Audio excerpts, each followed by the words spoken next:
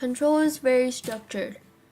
It's like that hidden card you have behind your back. It's like that best card you have that no one else knows about in a game of poker.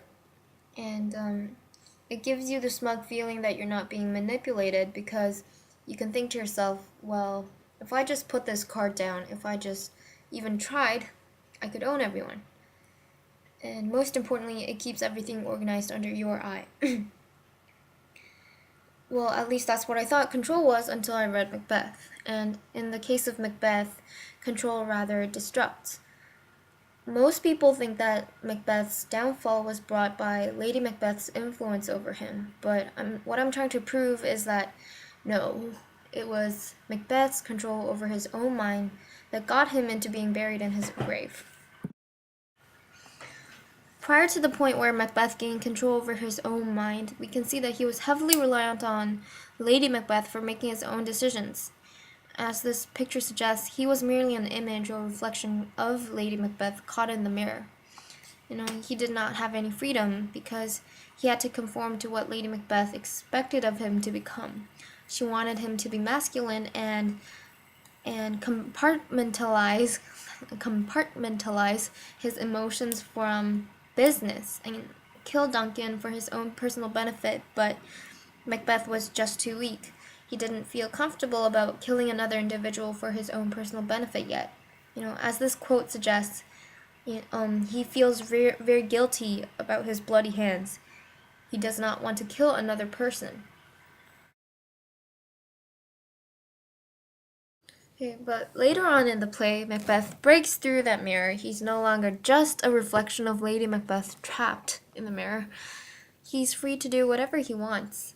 And that new power given to Macbeth comes from Lady Macbeth's own downfall.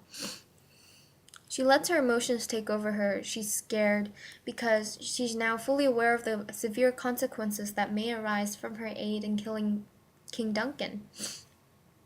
As this quote suggests, she is highly anxious over her own security and says that she'd rather die than to have to kill another individual and be troubled by guilt. She feels that it's the safer way. Tell me if I'm wrong, but that pretty much sounds like Macbeth when he was troubled by killing another individual for his own personal benefit. So Lady Macbeth's downfall, I guess, could be a contributing factor that gave Macbeth more room to stretch about and exercise this new power. Like I said before, Macbeth gains control over his own mind, and he's no longer the same frantic, naive Macbeth he was before. He basically shoots through his head a thing called control that makes him feel calm and self-assured. He feels very confident of himself now, confident to such an extent that he looks down upon Lady Macbeth.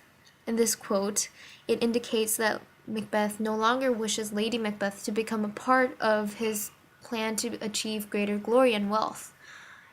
And this indicates Macbeth's independence from her. The sweet part of control soon ends as Macbeth starts to abuse his new given power to such an extent that he becomes addicted to it. He hires his own personal murderers to go kill Banquo, his best friend, and his servant Macduff, and his family. This brings terrible consequences, however. At the feast, Macbeth sees the ghost of Banquo. Frightened, he says, "Thou canst not say I did it. Never shake thy gory locks at me." Seeing a trace of his bloody past, Macbeth wants to deny that he was ever a part of it. He feels all these emotions take a hold of him, fear, guilt, and anxiety. And emotions get the best of him, as it did with Lady Macbeth. Ultimately, it was addiction to power that brought him down to his vulnerable state. One of Macbeth's plans backfires on him and eventually brings death. As I mentioned before, Macbeth hired personal murderers to kill Macduff and his family. The murderers succeed in killing his family, but not Macduff. This causes Macduff to kill Macbeth in revenge of his family's death, and Macbeth dies. It's sort of ironic because Macbeth said before that blood will have blood. He knew that if he killed someone for his personal gains, then that deed will return to him in the form of death. He was just too blinded by the benefits, the sweetness of power and control to see this.